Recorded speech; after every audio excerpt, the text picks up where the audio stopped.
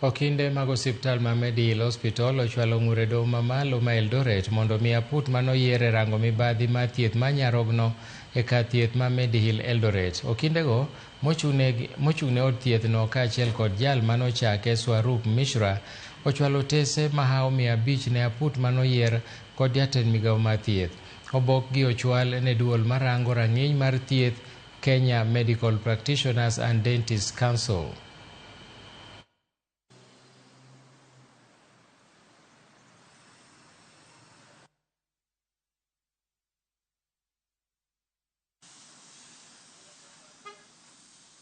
Even in submitting the documents today, we have given out the documents on that understanding, on the understanding that the committee will be very delicate in how they handle the documents until the court tells us how the documents are to be handled to secure the confidentiality of the patients.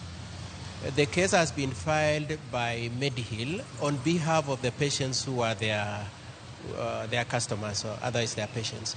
So it's been filed by Medihill on behalf of the patients. The confidentiality belongs to the patients.